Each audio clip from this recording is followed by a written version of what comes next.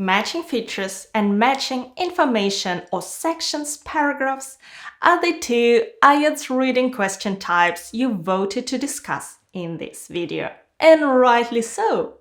They are often overlooked in preparation but are commonly used in exams. Let's look into strategies that can help you tackle these questions with speed and accuracy and learn to apply these tips in practice. It's Asiya. Let's get started. Let's start with the matching information task. In this reading passage 2, you are given 5 sections to read through. Your task is to figure out which section contains certain information based on a set of statements provided below. Now, this type of question might remind you of matching headings questions, but there is an important difference between them. In matching headings, you need to find the main idea of each paragraph, which requires you to read everything. On the other hand, with matching information, you're asked to locate specific details within those sections. So it's more about finding certain information. How do you go about solving matching information questions? Our goal is to find answers quickly without getting lost in all the information. So here is my strategy. First, read the passage title to get an idea of what it's about. Secondly, look out for this note. You may use any letter more than once. In theory, this means that you're allowed to use the same option A, B, or C multiple times. But what I've discovered is that most likely one of the sections contains 2 answers.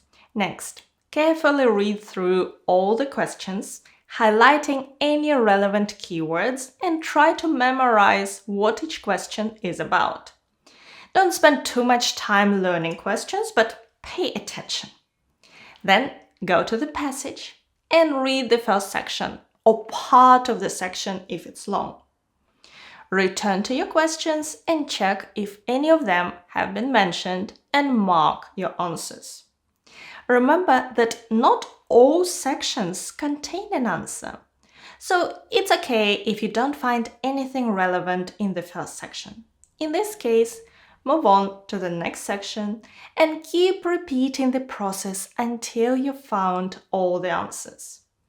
If you finish the passage and you haven't found some of the answers and have no idea where they were, move on. Return to these questions only after you answer the rest, as it may take a lot of time. Now it's time to try this strategy in practice. I've prepared for you some questions from Cambridge Practice Test 17, Test 2. And I recommend using these tests for your practice because they're just like the real exam.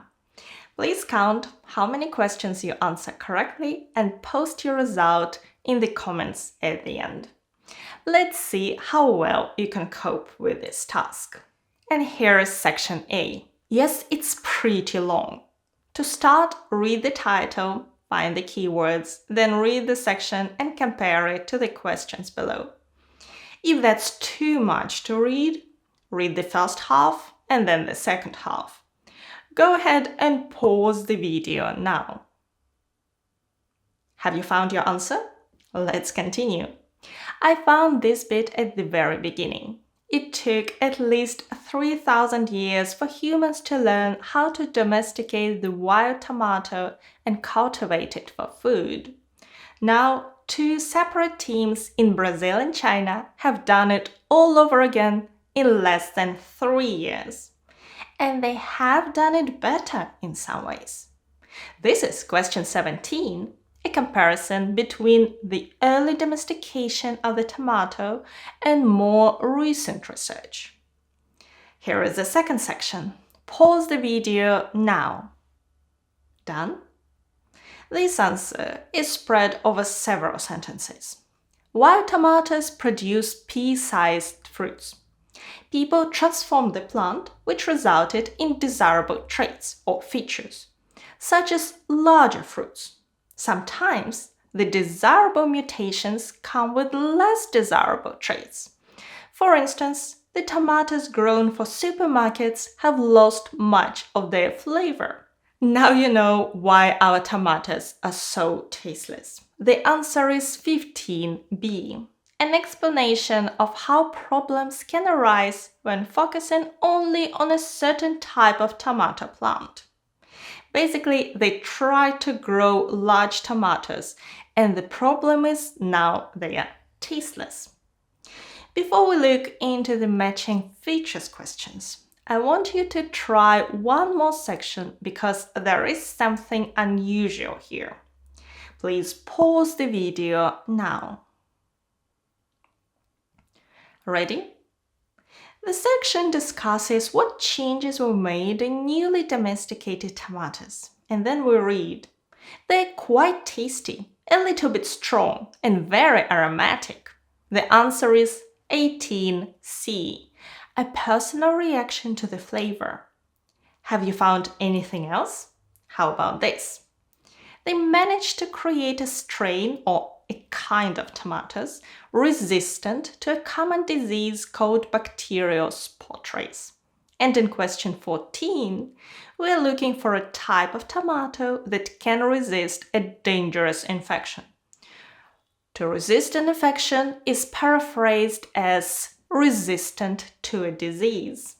The next question type has a really useful trick that can help you a lot. It's matching features where you need to match a set of questions or statements 19, 20, 21 to a list of options in the box A, B, C. Quite often, in this type of task, you need to match research findings to a list of researchers. That's common in IELTS Academic. In IELTS General Training, you may have a list of professions or kinds of sports. So what's the strategy? Firstly, the questions which have numbers are not in order. So don't try to answer question 19 and then 20, 21. It doesn't work. The good news is that options are in order. So first you read about Kutha, then Gao, then Vanek. There is a complication though. You may read about the same researcher several times. So you definitely find Kutha first and Gao second. But then you may read about Kutha and Gao again before you get to Vanek. It still helps. To start, just like with matching information questions, carefully read all the questions and highlight keywords. Now, here is how you can answer these questions faster. Scan the passage for options. In our case, surnames. In many question types, scanning doesn't work because when you scan the text, you don't get an understanding of what this passage is about. But in matching features, that's fine as long as you have very specific options like surnames or professions. When you find an option mentioned, slow down and carefully read the information about it. Check if any of the questions match this information. Then scan for the next option. Let me show you how it works in practice. We're going to use the same passage about tomatoes. These questions come after the matching information questions you've just completed. So my tip is, when you start a new section, check all the question types. If we'd done that, all your surnames would have already been highlighted and the beginning of the passage would look like this. Can you see where you should start reading? Go ahead, pause the video and find your answers. Here is the first clue. There are 50,000 edible plants or plants we can eat in the world, but 90% of our energy comes from just 15 crops. And we have question 23. Humans only make use of a small proportion of the plant food available on Earth. Indeed, there are 50,000 plants and we mainly eat 15 of them. We don't make use of the other plants. Answer 23A. Information about the second scientist Caixi Gao doesn't match any of the questions. He's just saying that they may domesticate new plants, but among similar questions, we're looking for the adaptation to future environmental challenges or domestication of one wild fruit. So that's not it. The next section. Not a single researcher has been mentioned here. We can skip it. In this section, we can read about Kutha. Pause the video now. Ready? Well, there are no answers here. I kept this section deliberately to show you that you may read paragraph after paragraph without finding any answers, and it doesn't mean you've missed something. Next. Joyce Van Eck. I promise there is an answer. You know the drill. Pause the video now. Let's continue. So, Van Eck decided to domesticate the ground cherry or golden berry. There is potential for this to be a commercial crop, says Van Eck. But she adds that taking the work further would be expensive. Have a look at 22. Efforts to domesticate one wild fruit are limited by the costs involved. It's expensive. And now we have 3 questions left and 3 small paragraphs. Can you do that? Pause the video now. Okay, Jonathan Jones thinks it will be hard for new foods to grow so popular with farmers and consumers that they become new staple crops. A staple crop is rice, for example. We eat a lot of it. So the answer is 20D.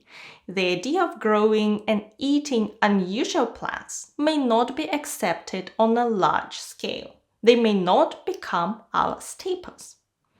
Next, Gao says they could create crops that will thrive or grow really well even as the planet warms. Have a look at question 19.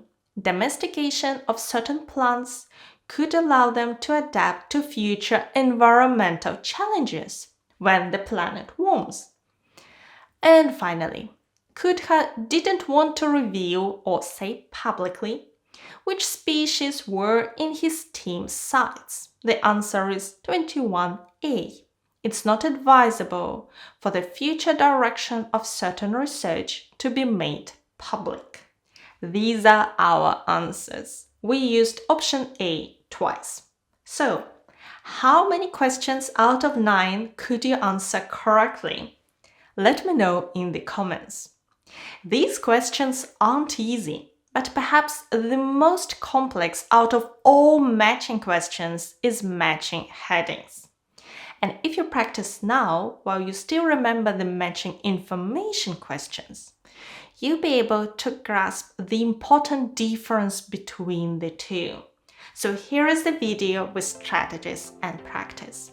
And thank you so much for watching me today. Good luck with your preparation and your exam.